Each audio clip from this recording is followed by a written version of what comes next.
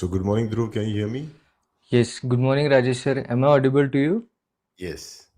Okay, the echo is there. Is there? No, I'm asking for you if it's No, there. no. I don't hear an echo. So Good welcome evening. everyone. Good morning. Thank you so much, Rajesh sir, for joining in for this session. As it is again living the sutras, and we are doing the Diamond Sutra, but yes, we are looking at the practical and the functional application of this thing, where the topic for the day is the practice of the art of non-attachment, which is for peace and prosperity with peace. So we'll be going down, and let me have you also on the screen. Yeah, you're there. Okay, thank you. So this card. Yeah, this is okay. I think Yeah. so. Yeah, so I'll move on to the PDF. Please let me know how is the PDF view for you. This is okay? Yeah. Fine. Okay.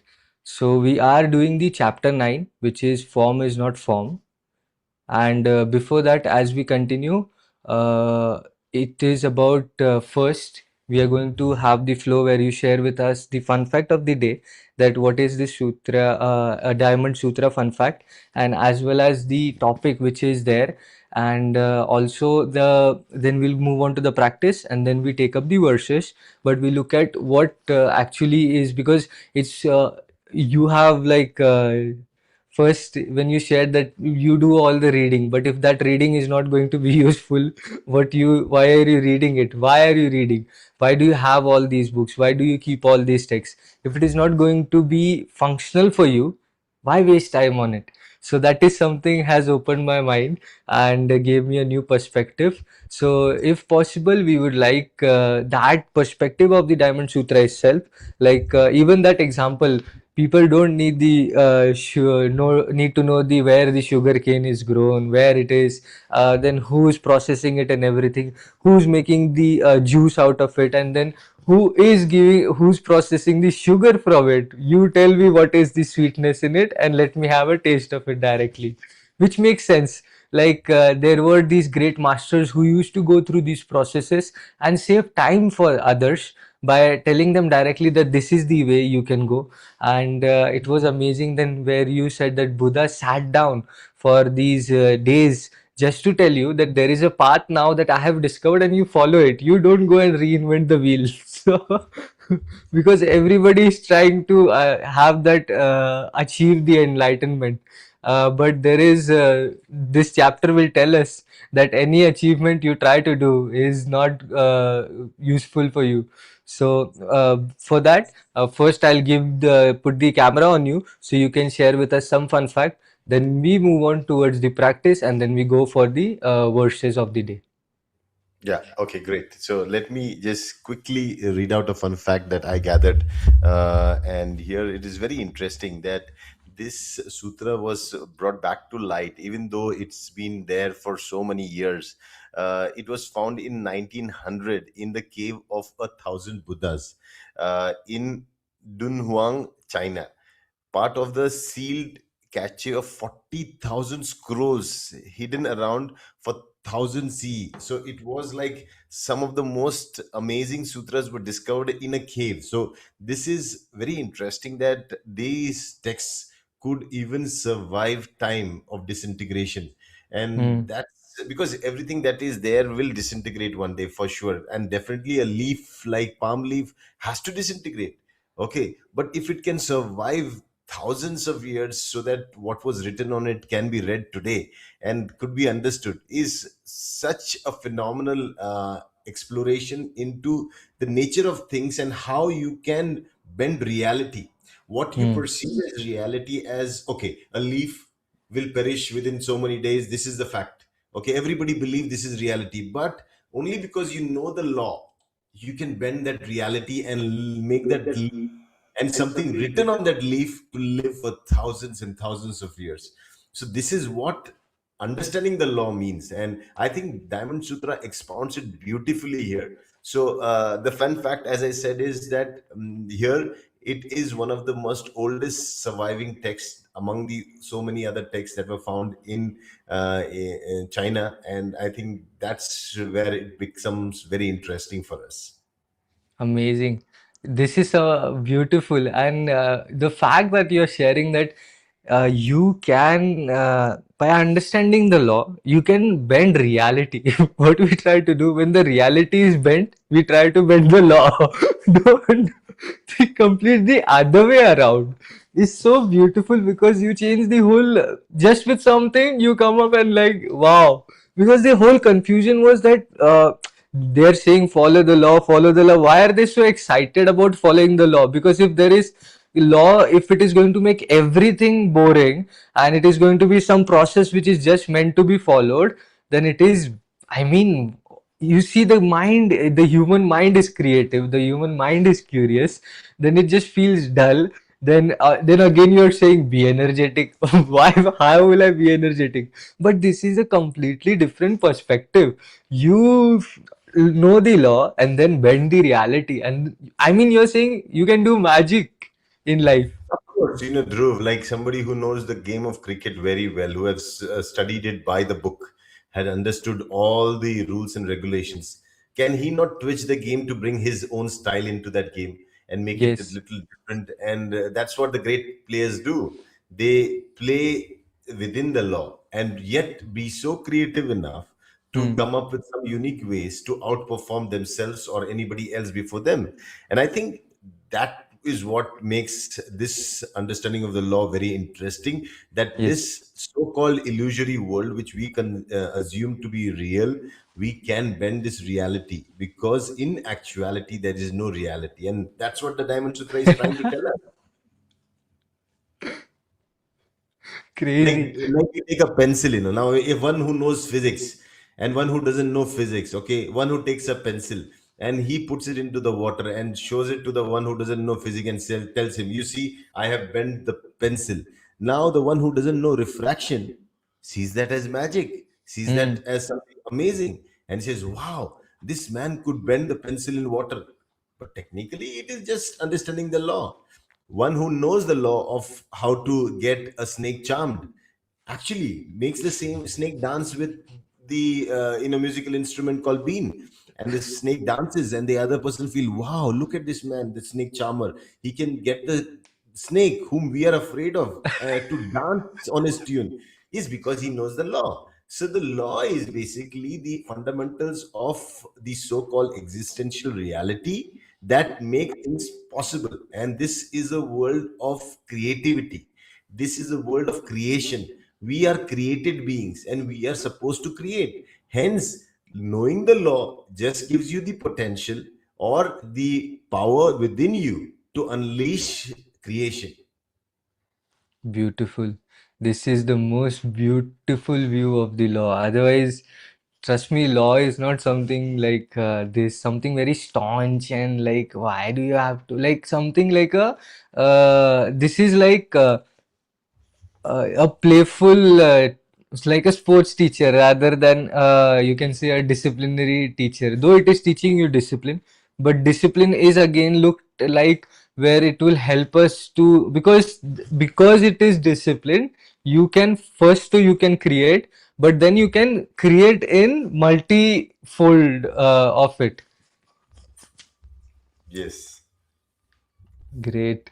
So, and even the now it is clear that when you say that the you can say the art of non-attachment with for to prosper with peace. What do you mean by that? Because this makes it a lot of clear that how non-attachment is going to make us prosper, because the law itself, you said, because the only reality is that everything is an illusion, and once you realize that, you can like a magician perform so many things.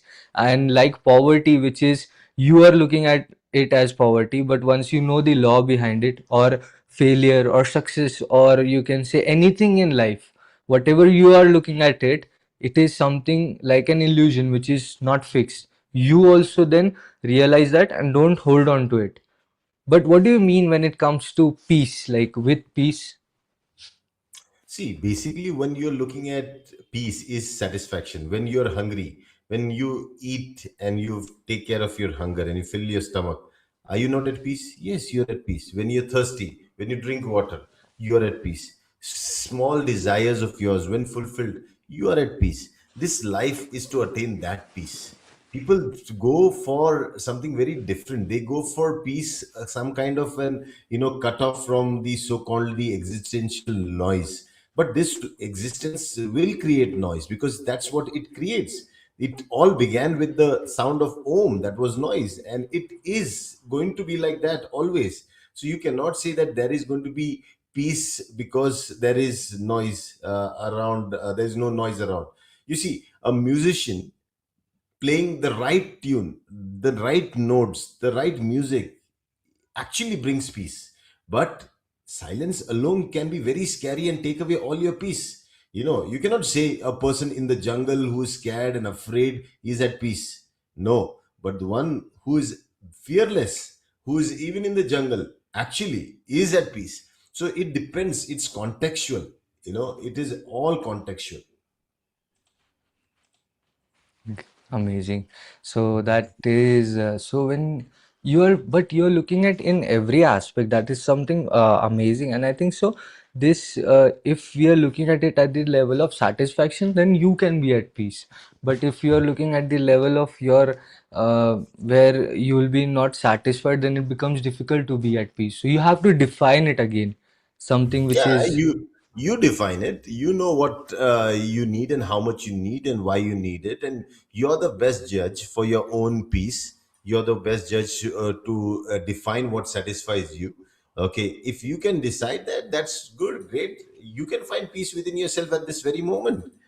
You don't need much in life, if you want to find peace true. for your with yourself. The challenge is, are you looking at peace only for yourself, or are you Yeah. looking at peace for the world around you, your parents, your brothers, your sisters, your friends, your society? If that's what you're looking at, that comes with responsibility, that comes with a lot of actions to be taken. Maybe you're skilled. Okay, maybe you're skilled to do something that the others cannot do. Then do it. You might be the smallest among the kids, but you are the best person to be set up on the, that tire where you go up to plug the mango when you climb up on the other. So even the smallest person can become the greatest asset. Wow. The completely a different view, like, and even then I always used to think, why did they put a kid to go up to get the makhan also? Like this gives that perspective that even the smallest one can be the most important one. So even if you feel like you're this tiny little thing in the universe, don't worry, you are, maybe then you're meant to be that way, the lightweight one. So go, you can go up. Yeah, so that particular festival of Govinda, Janmashtami. Janmashtami, where we keep the market at the top, in a pot. It's symbolic of that, that you will need a lot of effort to reach up to that top, Do not expect things to happen miraculously. It cannot be done individually. You need to build a team around. You need to climb through the team. You need to be humble. You need to be the smallest one. You need to be, if you want to be at the top. No, it's the peak of the pyramid that is the most smallest brick, So you have to keep your humility. You'll have to keep your team going. You put the strongest people at the foundation. This is how you climb and reach up to the essence of that is what is hanging up there. Wow. Who thought this can be such a big life lesson, And this is something taught so at a very basic grassroots level of India, that the smallest one, and actually nowadays though it's somewhere now not happening at a very grassroots level. But if we remember, when I think you might have done it in your times, can you imagine that something so beautiful and was so skillfully integrated into our system? Wow. Yeah, sometimes we don't need to know things. We just become a part of it. When somebody knows it and we just participate. Every soldier does not need to know why he has been sent on a battlefield. That he needs to leave it to the king, the the ministers, the who have decided why they need to take that action. We take orders and Hmm. we perform according to what has been ordered to us. So you are here to fulfill a purpose that has been programmed within you, and you'll know that this is what you are best at, this is what the world expects from you, and just deliver that. That's it. Amazing, great. So let's go for the practice first before we move on to the verses. Just a Yeah. simple practice of 9 to 0.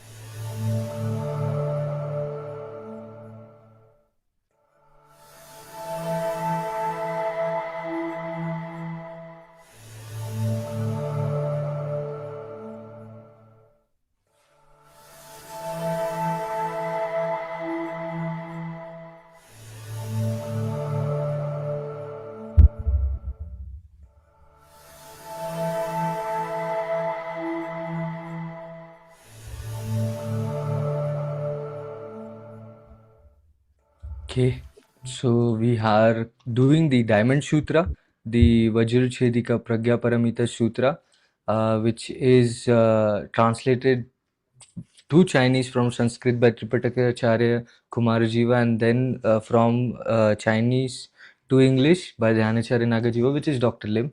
And now we are doing the chapter 9, which is Form is Not Form. And the verses goes as Subhuti, what do you think? Can a Srota-apana think I have attained the Srota-apana? Subhuti said, No, Bhagwan. Why is this so? Because Srota-apana means stream enterer, but there is no one to enter. One does not enter into form, sound, odor, taste, touch, or thoughts. Just by name, one is called Srota-apana. Yeah, so here very nicely the question is being posed by Buddha to Subhuti by letting him understand that name and form, these are basically all just terminologies or so-called designated uh, you can say names and forms that have been given to understand certain things. And so when somebody is said that he is the Struta Apana, do you think that he has achieved a status called Struta Apana? Then Subhuti says, no, Bhagavan. And then why is this so? Because he explains that it is just that Strutopana means a stream enterer, one who has entered the stream. But there is no one to enter, means there is no specific so-called stream. There is nothing as such. They are just being used as terminologies, right? For somebody to understand the reference of this particular action. So a lot of things you need to understand, that when it is a verb, an action needs a noun, that who is performing this action. So always we need to know where is it performed, who is performing it. So to have more understanding on the action, the one, you have to have name and you have to also have a kind of a form. So here the so-called one who is entering into Strutopana is just by name called so. Okay, because there is nobody as such, because the form that you see with your eyes, that you hear with your sound, ears, the odor that you have with your nose, the taste that you have with your tongue, the touch that you have with your skin, or the thoughts that your mind, they are just and just the perceptive, receptive, okay, say objects of the organ itself, and they are not there in actuality. When you look at a flower, the flower is not coming into you, it is there only wherever it is, but you can see it within you, because That's how you're designed. So you cannot say I have captured the flower in my eyes and now it is in my eyes. No, no, it doesn't work like that. When you take a photograph with a camera, you have not captured the photograph. Even 1,000, 10,000, or 1 lakh people take a photograph of a flower, not nowhere the flower has gone anywhere. It is going to be remaining there, but everybody has taken an image of it. Okay, they will go and designate that this was a rose flower that have taken. So all these so-called experiences you have, they have to be categorized in a particular folder, if you, in your mind, that is the folder which you use by giving it a name, that that was a rose flower that I saw of such and such color, this is how it looked, and that is how your memory keeps that information. Okay, so this is the whole process which is going on in every person's mind. Every person, every experience goes through this, right? Everything. Somebody's harsh words, they were spoken by that person at that event, at that situation. After this, when you moved out from there, if you still hear it, it's an illusion, right? Because it's not spoken. But if your mind keeps on playing it again and again and again, it is holding on to it, and it's wrong.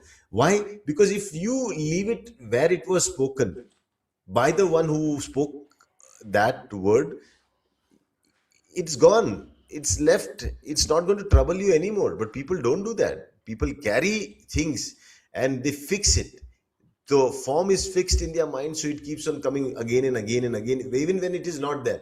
Now, something that is not there, like when you watch, see, your eyes have this particular sensation to hold on to objects. So when you look at a particular object, suppose you look at a little lamp that is burning in the dark, and you look at it for some time, say a minute, and then you close your eyes, you can still see the flame in your with the eyes. It's holding on to the impression.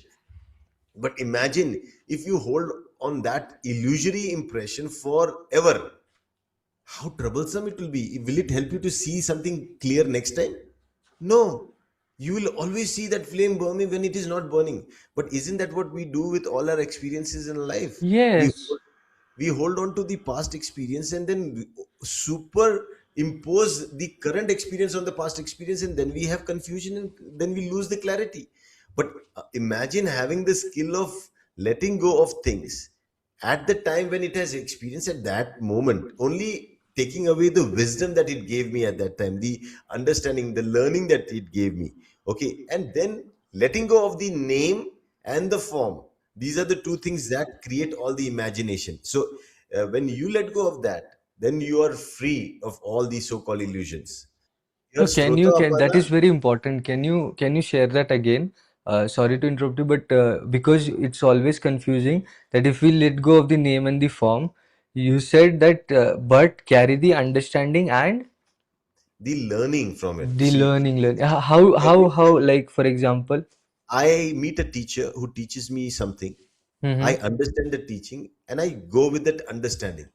If I carry the teacher, his words, all those things, then it becomes difficult. So if I say no, literally the words, these were the words, literally the teacher was like this, and I start worshipping the teacher and the words that he spoke, forgetting what I had understood from that teaching, then I am in a mess. Then I am again a worshipper.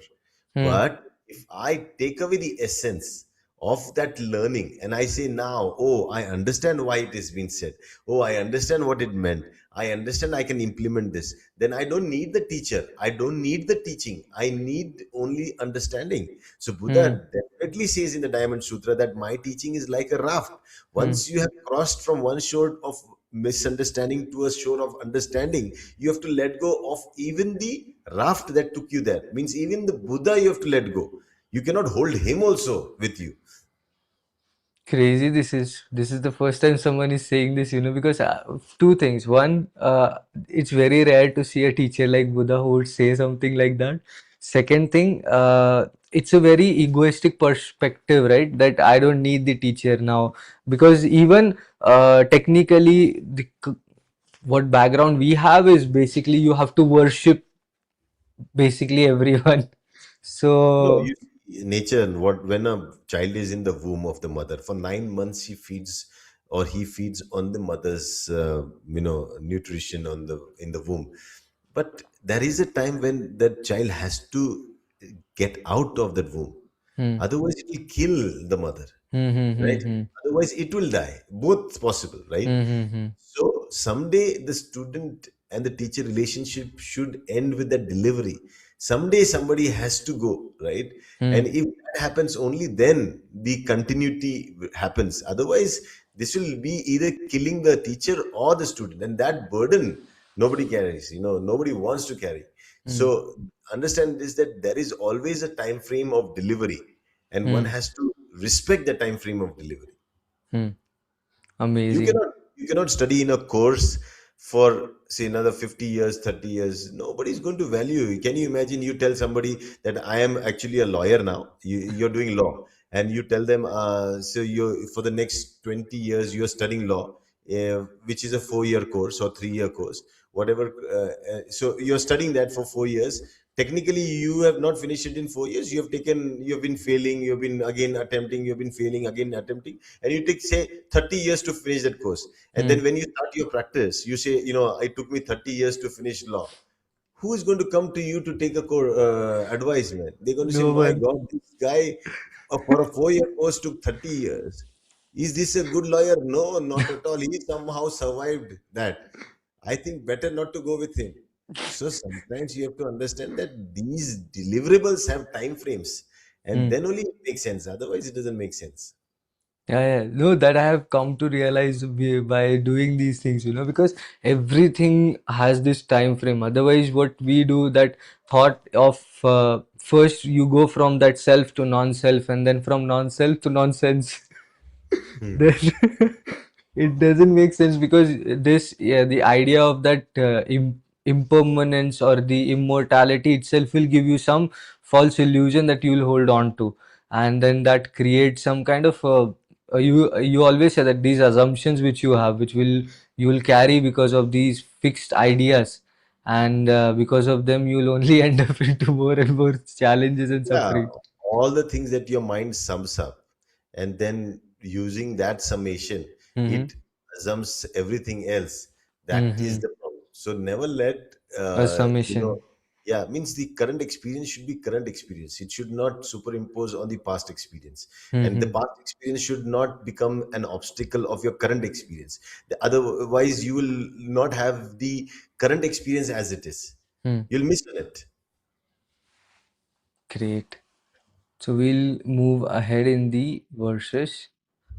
So it goes as Subhuti, what do you think? Can a Sakratagamin think I have attained the Sakratagamin? Subhuti said, no, Bhagwan. Why is this so? Although the name Sakratagamin means go and come once, there is no one going or coming. Just by name, one is called Sakratagamin. Yeah, Again, again, just. right? They are saying now Shakradagamin. Why? Because this word has a different meaning, so a different name. Hmm, It hmm, hmm. means go and come once. So that is why it's Shakradagamin. So one who is going and coming once, has he achieved some status called Shakradagamin? No, that is his nature. That is why he is called this particular thing. Like, for example, gold as a metal. Gold as a metal shines bright, is having certain qualities. That is why we have called it gold, right? Some other metal like copper, okay, has its own qualities. We have called it copper. But is it so that that is how why it is should be called? Tomorrow, if there is a law passed and says no more calling gold as gold, it should be called copper, and copper should be called gold. Otherwise, if there comes a crazy king like that and says this is the law, you will have to change it. Who's going to say no to that? And it doesn't change the property of gold, neither the property of the copper. They are just names, right? Today Dhruv is called Dhruv, but somebody wants to change your name. Like, usually if you follow a particular faith, the new means the very old traditional way is to have a new name for yourself. So suddenly you're given a new name, and if you're given Mr. XYZ and they all call you XYZ, have you changed? Basically, no. Dhruv remains Dhruv.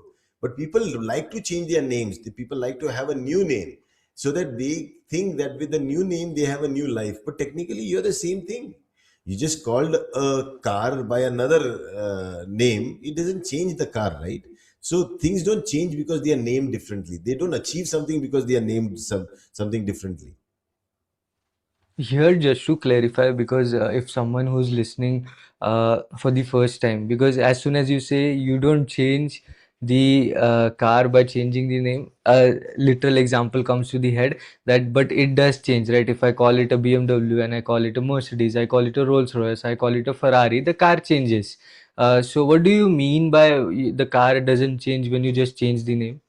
So when you call BMW BMW, if I Hmm. take away the logo and put a Mercedes logo and I call it Mercedes, Hmm. what is changing in the car? Just the logo change, right? Just the logo. But technically, it's still a BMW car. See, BMW is the name given to a brand that is producing that particular car. But technically, all these are cars. But if I call my car BMW, I want to call it, a super car. I want to call it the Superman car. Anything I can Hmm. call it. What is it going to do to the car if I call it anything? No, Nothing. right? Like, see, like in a relation, one who calls a partner baby and all those things, does it actually change anything? No. It is just for the name that you call that because that's an expression of your understanding. And so you call that name is only for the sake of name. It doesn't change things. Yes, and one who understands this understands that there is a flexibility on all that has been defined because everything that has been defined has been put into a box, into a limitation. But the world cannot be seen with that box mentality within that framework. The world is so much in flux, and that's why everything is ever changing. So you should never have that mindset that, oh, this is it. You cannot have a fixed mindset. You cannot say Shakrada Gamin is Shakrada Gamin and he cannot become anything else. No, because he's just called Shakrada Gamin because today he is going and coming once. But tomorrow, if he never comes back, what will he be called? He will be called something else. Then they call it Anagamin. Yeah, so you can go and read the next verse. So, Subhuti, what do you think? Can an Anagamin say, I have achieved the Anagamin? Subhuti said, no, Bhagwan. Why is this so? Anagamin means no return, but no one is not returning. Therefore, just by name, one is called Anagamin. So you saw first that same person entered the stream. He was called Struta Apana. Then Hmm. he was once returner. He was called as Sakratagamin. Then he became a no returner. He is called Anagamin. Who is changing? What is changing? The actions change, and so do the names. So something that is ever changing, something that is so dependent on things, how can you say that that is reality? This is not reality. Just by name, just for functionality, they are called so. Hmm. So everything in this world that is named, everything that has a particular, functionality, okay, you should know that that is an ever changing thing, depends on conditions. Depending on the condition, they will be named so. So ice, because it is frozen water, it's called ice. Vapor, because it is, a state of matter of water which is now gaseous in form, we call it vapor. When it is flowing in normal temperature, we call it water. So what is these names and forms? These are just different states of conditional being. And so today, humans, animals, devas, asuras, hungry ghosts, hell beings, all these are just different states of our own being, depending on what condition we are. Are we frozen? Are we now in the gaseous state? Are we in the normal state? You have to know these are different states. And it also reminds us that if water can go through different states depending on conditions, who are we? How will we not go through different states? We are also the same thing, on this, made from the five elements, right? So we will also be conditioned by the conditions that we expose ourselves to. Amazing. But I don't know why suddenly when you said like these defines and everything, everything around you which has a functionality and has been given a name is continuously changing. Suddenly when I was looking at the whole setup, it is like that matrix things, cut, cut, cut, cut. That because we look at this side like for this monitor or something like this TV or something, we just look at it as something which is fixed. You don't. you don't have that continuous rationality or the thing behind that everything around us is not a fixed thing. It is just momentarily like this, and it can be changed, and it is going to change for sure.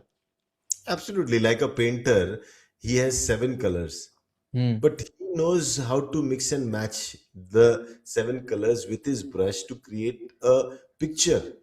Can you imagine? He's just taken the seven colors and put it onto a canvas, and we start imagining, wow, what a beautiful scene. But technically, he's just placed those colors in such a manner that your mind now sees a picture out of it.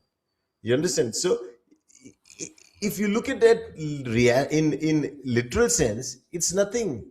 Hmm. But on the other sense, the way he has placed those seven colors in, permutation, combination, somewhere more, somewhere less, somewhere mixed together, it has created an image. Isn't that what life does, moment after moment, one experience after another experience? Are you not the painter who can paint a beautiful picture of the next scene? You can do that. Life is a canvas and you are the painter, and every moment is one brush stroke that you can actually paint your life with. You have to see that, you have to make sure that you paint a beautiful picture out of it. How can you tell us? Like, by can you go a by little more working. deeper? You cannot let the brush and the paint do the job. You need the painter to act through them, right? You have been given the body. This body is like the paint, the brush is like the mind. But you need to get the body and the mind to work. That's the painter that you are. That depends on what you want to paint. So you should have a wow, you should have a clear focus on what exactly needs to be done. And then you start doing your duty. Once you start doing your duty, not every picture looks beautiful when it is started to paint. It only looks when it is completed. People leave their painting halfway through, and then they say that nothing of their work has been hanged up on the wall. How can somebody hang up an incomplete picture? You understand? So the Hmm. fact is, decide how big painting you want to do. A small one also is beautiful. The bigger one is also beautiful. You choose what you're painting your life with. Amazing. This is actually very amazing because most of the times we do that, you're just giving these reality checks. Tick, tick, tick, tick, tick, take this. But Yeah, yeah, it actually happens so that who wants to hang an incomplete picture, on their wall? Nobody does. But but everybody do that. Everybody do that, and that's why most of the people are just hanging around yeah, incompletely. The ones that are fulfilled are already in the gallery of fame, where wow. lights are shining on that, people are seeing them. So that is why Vimala Kirti says, Vimala means without any stain. Kirti means the fame. Live a life where there is no stain. Anybody saying that it is not dirty, a very pure, very clean man. Okay, on the other side, he's famous because of what he has done and contributed. And I think that's what matters. Yeah, he is saying that do paint a beautiful picture like you are Yeah, sharing with us, and let the canvas not be stained. Otherwise, even if the most beautiful picture with a small stain, the price and the value will completely collapse. absolutely, absolutely, absolutely. Amazing. So I think we have a couple of more slides with this. It goes in the same format where they are saying, Subhuti, what do you think? Can an Arhat think I have attained the Arhat? No, Bhagwan. Why is this so? There is no such thing called Arhat. Bhagwan, if an Arhat should give rise to the thought, I have attained the Arhat, this should mean that he is attached to self, people, being, or existence. Bhagwan, you have said that I am the most proficient of all the Arana Samadhi practitioners and that I am the Arat free from the desire. But I never think that I am an Arat who is free from desire. So I'll just continue. I think this is the last slide, then we'll take one by one. Bhagwan, if I were to give rise to the thought that I have attained the Arhat, then you would not have said for me that I enjoy the practice of Arana, since there is in actuality nothing for me to practice. Therefore, I am called Subhuti, the one who enjoys the practice of Arana. Yes. So I'll go Yeah. back to the Arhat slide. Yeah. So here again, if somebody thinks that he has achieved something, Hmm. Okay, technically, that's the greatest mistake that person thinks, because to achieve something is that personal illusion that one lives with. Your names and designations are always given by others. You never named yourself as Dhruv. Hmm. It was given to you by the so-called parents. Hmm. They worked very hard to define you, what you are today. You're just receive. You're the one who received that name. Same Hmm. is the courses. When you complete the course, there will be a course certificate that will be given to you.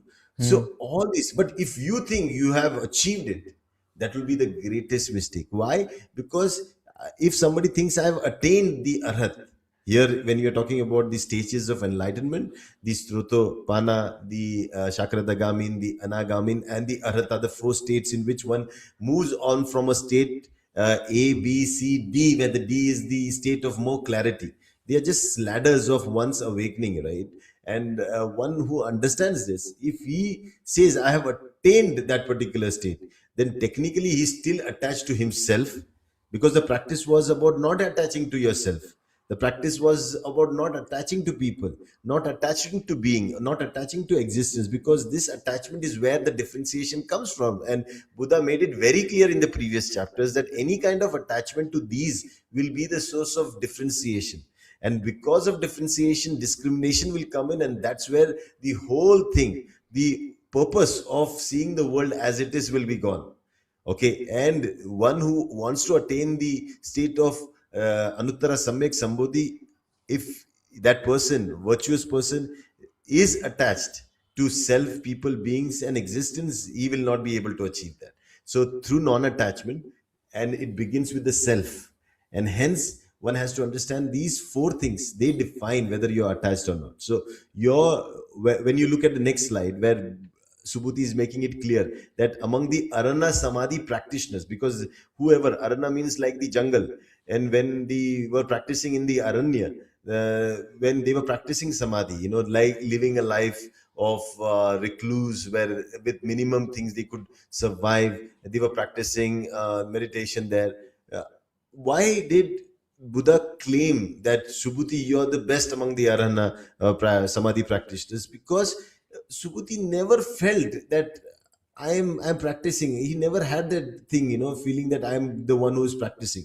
Okay, if he would have the feeling that I am the one who's achieved this arana practice, and I am the one who's practicing arana samadhi better than everybody else, at that time Buddha would have never conferred the title on him. You understand? Because it is he who is free of desire, from the desire of even achieving that. He is the one who is truly practicing it. And here, if you go to the next slide, where you'll see But that. this is also very tricky, when Buddha Uh, is also quite funny sometimes. That even he's saying that you are the most proficient, and then Subhuti says, no, no, but I never think like that. He's also like dodging him. No, because Buddha is naming him, right? Buddha is giving him a name, saying that you are the proficient among the Aranya practitioners. Who said that? Buddha said that. Buddha said. Buddha turned, and Buddha has every right to say that. The world can say, Dhruv, you're great. That right. But if you say, I am great, that's a problem. The world Huh. calls Alexander great, the great Alexander. That's fine. But if you say, I am the great, that's not fine. You understood? If Why? Because now, like for example, first, not in the beginning, but when the world says you are great, then this does tends to go into our heads, right? Like suddenly, when that's you, exactly what you should not let it happen, because then you're attached to but the like when self. you play, you had a great game and everything. Suddenly, those plays remain with you, and the next play you are going with that whole josh and everything, You will and not perform. poof. Yeah, because greatness is a title given by the people for your performance. So today you're great. Tomorrow, if you don't perform, they'll say you're not great, you're useless. That That's also also. okay. That's also okay. When you will know that all the praise and all the abuse are just the states of R that has been defined by others, and they have every right to say that. Hmm. You're good or bad, you're right or wrong. Somebody has the right to say that, Hmm. depending on what it is. You push somebody, that's wrong for him, but somebody pushed you. and that's wrong for you. Hmm. But if that person who pushed you was falling down, he just held on to you, that was right for him. So everything is contextual. It cannot Hmm. be defined that this is it. So when who thinks that I am this, and he holds on to the view that I am this and I am the one who's going to do, like Arjuna saying, Hmm. okay, I am here, I am the greatest warrior, now I'm going to fight against my parents and this thing, I don't feel right. Hey, then Krishna says, sorry man, what are you thinking? You do your duty. You don't define yourself as great. Let the world see your performance and then say whether you're great or not great. Let Yes. your performance be your definition.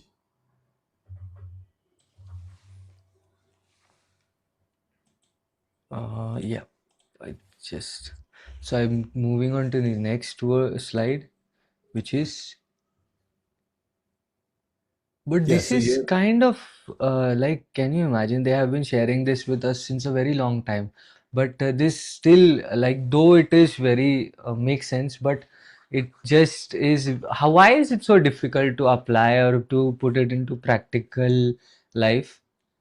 Because you hold on to it, you hold on to these things. It's like when you know you will be not holding on to things. Like when you are in balance, when you know how to balance, you don't need Hmm. any support, right? Only when you are in imbalance you need support. So the when the mind has clarity, it doesn't seek opinions, it doesn't seek guidance, it moves on. Similarly, now these sutras, they help you to unveil that particular understanding for you. Like every today's sutra, what did it teach us? It Hmm. taught us that if you want that mindset that helps you into understanding that non-attachment is the key for non-differentiation. Non-differentiation is the element that brings about non-discrimination, and it's through non-discrimination you do not hold on to any name and form that has been given to you, and don't start living by that, but actually by living by your actions. Let the world give different names.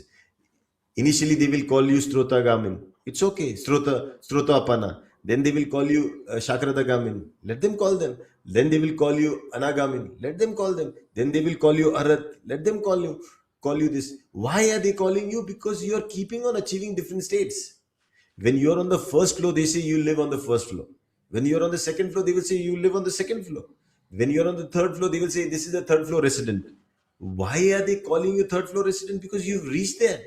So everybody will use it. But if you start saying, "Oh, I am the third floor resident," okay, okay, then tomorrow you go and define and you make your visiting card. I am the third floor resident. Hmm. I'm the third floor resident. I'm the third. And tomorrow, because of some reason, you move to the first floor.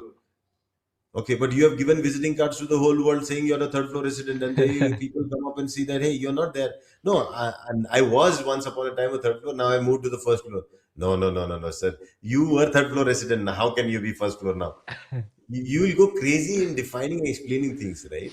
So let the world define your status, your so-called positions. What you need to work on is your work, your performance, and if you can upgrade that, I think that's where your journey is what matters. So let the raindrop be raindrop, let the streams be stream, let the waterfall be waterfall, let the river be river, and let the sea be sea. Even though all are the same ingredients, because they are on different journeys and different states, they will be named and their functionality will be different. Beautiful. Okay. So we are, this was the last, you can say, slide for the day. And now we are done for the slides. Just now, even the last part was amazing, that how you told us what the sutra taught us. And but as you remember, you shared that this is for the to non-attachment, to prosper with peace. So like, just to end on that note, can you summarize it for us in that sense as well? Yeah, I think if you are not stuck anywhere and if you're moving around, then you are definitely prosperous. It's only the one who are stuck in life, have lost on the chance of becoming prosperous. And where there is prosperity, peace always is there. You see, where Lakshmi is pressing the feet of Vishnu, who's peacefully sleeping on the Sheshnag. Okay, I think that's the beautiful picture that every mind should hold on to. That let Lakshmi, press my feet, so that I can sleep in that divine pose of Vishnu at peace, in peace. Even if the waters around of suffering are there, I will not be able to be troubled by them. Amazing. Thank you. So that is a good image for us. And again, one more, you can say the mythical fact they called, but the practical view of it, that yes, more Lakshmi was a little bit understood, but why the water and the snake? Such a big snake. What about the snake? The fact that such a big snake is there. The water is of what? Suffering, and the Lakshmi represents the your Laksh, and I think so the money as prosperity. What about the snake? Okay, when you take the snakes and you make them into your own bed, you sleep on them. Why? Why? Why? You can only be peaceful when you are fearless of the things that are going to bite. Now Oh, these things that are oh, basically your fear, your weaknesses, if they become your protectors, if they become your strength. Like for example, if somebody is introvert, that's somebody thinks that I am like an introvert, but an introvert is the one who can move along anything alone. He's the best person to do things when it comes up to team building and everything, because he's introvert, he's got that skill. So every skill that you have, every weakness that you have can be enhanced, and you can use them for your potential, to improve your potential. So maybe you have just been listening for last 10, 12 years on something. Like I was a medical transcription student, so I used to keep on listening for 16 hours a day without even speaking a single word. But that told me, or taught me, an art of listening. Okay, and I became a good listener. Today, that particular thing that was my problem at that time is now biggest asset. So when you convert all your difficulties into your assets, all your problems into your assets, all your challenges into your assets, I think that's where your richness lies. That's where your skill set lies. And so the whole depiction of the nagas on which Vishnu is sleeping is basically telling us that thing, that do not be afraid of anything. There is nothing for you to be afraid of. Even that thing that is scaring you, like the snake on the neck of Shiva, says that that does not disturb even the Shiva when he's meditating. It is definitely there, but it does not affect him. So all these things, you can see Krishna dancing on the naga, is again something that shows that even in that, so while Vishnu is sleeping on the naga, the Krishna is dancing on the naga, Shiva is wrapping it on the neck like a scarf. Nobody's afraid of others' jealousy. Nobody's afraid of others' critical views. Nobody's afraid of these things that actually bring fear and anxiety within ourselves. So if you live in a world fearlessly, I think that's where peace lies. amazing. So I think so. Be fearless, be prosperous, something like that. Amazing. But wow, you bring in such an amazing insight to something.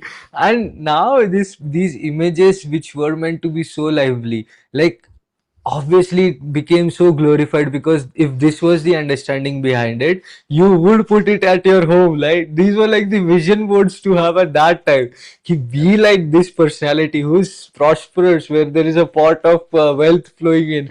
Then don't fear, even if you're sleeping on sleep on it. Who cares?